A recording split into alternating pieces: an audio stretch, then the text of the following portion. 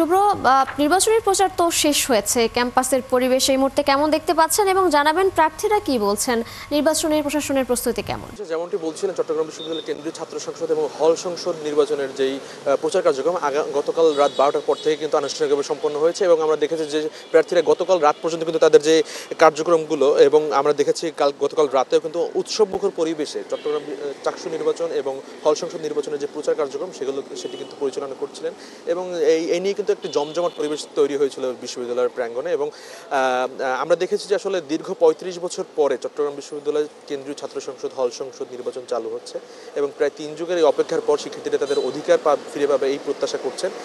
তো এই নিয়ে আসলে আজকের দিনে প্রচার কার্যক্রম সম্পূর্ণ বন্ধ এবং আগামীকাল সকাল থেকে কিন্তু ভোট গ্রহণ শুরু হবে। 5টি অনুষদ ভবনের 5টি ভবনে 15টি কেন্দ্রে ভোট গ্রহণ অনুষ্ঠিত হবে এবং বিশ্ববিদ্যালয়ের সার্বিক পরিস্থিতি স্বাভাবিক রাখার জন্য বিশ্ববিদ্যালয় প্রশাসনের পক্ষ থেকে নিরাপত্তা জোরদার করা হয়েছে এবং 4টি স্তরে নিরাপত্তা বাড়ানো হয়েছে। এবং আমরা দেখেছি যে গতকাল রাতের পর থেকে কিন্তু আনুষ্ঠানিকভাবে যে প্রচার কার্যক্রম শেষ হওয়ার পরে প্রার্থীরা আসলে তাদের যে সেই প্রত্যাশাগুলো জানাচ্ছিলেন যে দীর্ঘদিন পরে আসলে তারা সুযোগ পেয়েছেন এরকম শিক্ষার্থীদের অধিকারের যে প্ল্যাটফর্ম, সেই প্ল্যাটফর্মে নিজেদের অংশীদারি করে শিক্ষার্থীদের হয়ে কাজ করার জন্য। এবং শিক্ষার্থীরাও জানিয়েছে যে যেহেতু এতদিন ধরে তারা আসলে আবাসন সংকট সহ নানা ধরনের সংকটে ভুগছেন, সেই সংকট থেকেই আসলে তাদের যেই নির্বাচন নিয়ে এক ধরনের আমেজ কাজ করছে এবং তারাও প্রত্যাশা করছেন যেন সংসদ নির্বাচনের মাধ্যমে তাদের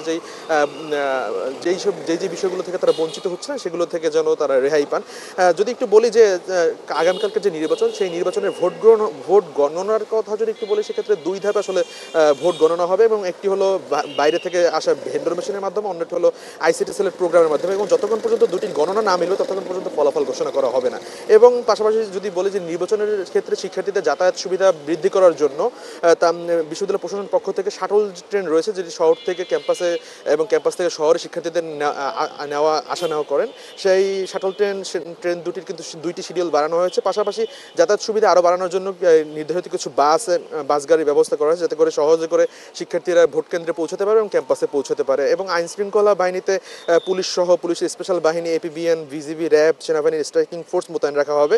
পাশাপাশি আজকে থেকে কিন্তু বহিরাগতরা প্রবেশ করতে পারবে না এবং শিক্ষার্থীরাও যদি ক্যাম্পাসে প্রবেশ করতে চায় সেক্ষেত্রে কিন্তু তাদের আইডি কার্ড অর্থাৎ পরিচয়পত্র সেগুলো নিয়ে কিন্তু প্রবেশ করতে হবে। পাশাপাশি গণমাধ্যম কর্মী সহ যারা আসলে এই নির্বাচনে অংশগ্রহণ থাকবেন তাদের ভিতরে প্রবেশ করার ক্ষেত্রেও কিন্তু তাদের যে পরিচয়পত্র অর্থাৎ পাস কার্ড, সেই পাস কার্ড সাথে রাখার নির্দেশনা দিয়েছে। এবং 5টি ভবনে যেই ভোট গ্রহণ হবে, 5টি ভবনে প্রায় 15টি কেন্দ্রে আসলে ভোট গ্রহণগুলো হবে এবং 15টি কেন্দ্র করা হয়েছে মূলত বিশ্ববিদ্যালয় 14টি আবাসিক হল এবং একটি হোস্টেল সংসদ নিয়ে। তো ইতিমধ্যে আমরা দেখেছি যে বিশ্ববিদ্যালয় ক্যাম্পাসে কিন্তু শিক্ষার্থীরা প্রবেশ করছেন এবং তাদের মধ্যে কিন্তু এক ধরনের আনন্দ উৎসব বিরাজ করছে এবং তারা চাকসু নির্বাচন নিয়ে আশান্বিত এবং তারা প্রত্যাশা করছেন যেন এই নির্বাচনের মাধ্যমে তারা তাদের স্বাধিকার এবং মৌলিক অধিকারগুলো ফিরে পান। শুভ্র, ধন্যবাদ আপনাকে আমাদের সাথে যুক্ত হবার জন্য। আপনি সঙ্গে থাকুন, খোঁজখবর রাখতে থাকুন, নিশ্চয়ই পরবর্তী সংযোগে আমরা আবার আপনার সাথে যুক্ত হব। দর্শক, চাকসু নির্বাচনের খবরাখবর নিয়ে যুক্ত ছিলেন আমাদের সহকর্মী মাহফুজ শুভ্র।